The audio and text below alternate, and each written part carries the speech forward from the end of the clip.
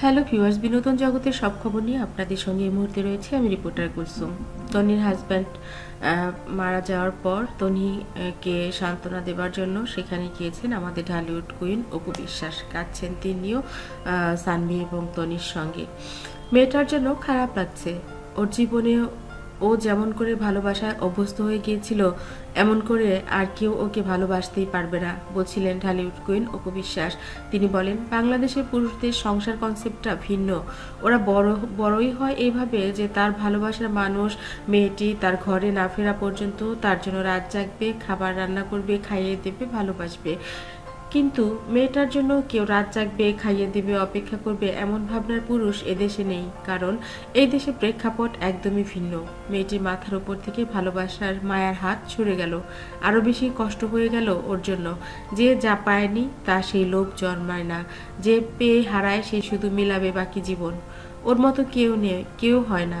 বোধটা আছে কিন্তু মিলবে না। এই হাহাকারের কোনো নাম হয় না। স্রষ্টার অনেক হিসেব আমরা মিলাতে পারি না। আমি জানি না স্রষ্টা হয়তো ওর জন্য এতটুকু ভালোবাসায় লিখে রেখেছিল, তবে আমি আশা করব বাকি জীবনে ওর যেন সব ভালোবাসা পেয়ে যায়। সত্যিকার অর্থে অপু বিশ্বাস খুব সুন্দর কথাগুলো বলেছেন। কারণ বাংলাদেশের পুরুষদেরকে এভাবেই তৈরি করা হয়, এভাবেই মেন্টালিটির যে মেয়েরা তাদের ঘরে থাকবে, স্বামী ফিরবে, সে অপেক্ষা করবে ভাত রান্না করে। কিন্তু তনির জীবনে এটা ছিল যে তনির হাজব্যান্ড তনির জন্য ভালোবাসতো, তনির পছন্দের খাবার মাঝে মধ্যে রান্না করতো, তাদের কাজের বুয়া বাবুর্চি সবই ছিল, কিন্তু তারপরেও সে করতো মাঝে মধ্যে। এবং তনি ফিরে এলে তাকে খাইয়ে দিত, মাঝে মধ্যে তাকে ঘুম পাড়িয়ে দিত। এই যে ভালোবাসা, বাবার আদর, বাবার ছায়া, এই যে দুটো সন্তানকেই তিনি বাবার আদর দিয়ে গেছেন, ভালোবাসা দিয়ে গেছেন সমানভাবে। সানভীর কান্না সেটাই প্রমাণ করে।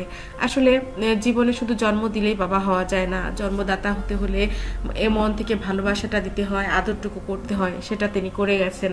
এই মানুষটি তো এই দুটো মানুষকে যে এই যে ভালোবাসাটুকু দিয়েছেন, এজন্য নাজাতের ফায়সালা হয়তো তা হয়ে যাবে, হতে পারে, আমরা সেটাই আশা করি, এটাই হয়তো বা স্রষ্টার চাওয়া। কিন্তু আমরা জানি না যে এই যে বাকি ধরতে গেলে যে তনি এবং তার দুটো বাচ্চা, এই জীবন আসলে কিভাবে যাবে। বা সে হয়তো বিজনেস করবে, বিজনেস ওম্যান না, খুব ভালো নারী উদ্যোক্তা, তারা অনেক, সে নিজেই অনেকগুলো পরিবার চালাতে পারবে, তার হয়তো কাজে মন দিবে, হয়তো ব্যবসা অনেক বড় হবে একদিন। কিন্তু সে পৃথিবীতে আর কোনোদিন কোনো মানুষকে ভালোবাসতে পারবে না, এটা সত্যি। কারণ ভালোবাসা সম্পূর্ণই ভিন্ন একটা জিনিস, যে জিনিসটা আসলে আমরা কাউকে বোঝাতে পারি না, ওটা আসলে বুঝে নিতে হয়। তনির কান্না সেটা প্রমাণ করে, তনির ডেডিকেশন সেটা প্রমাণ করে।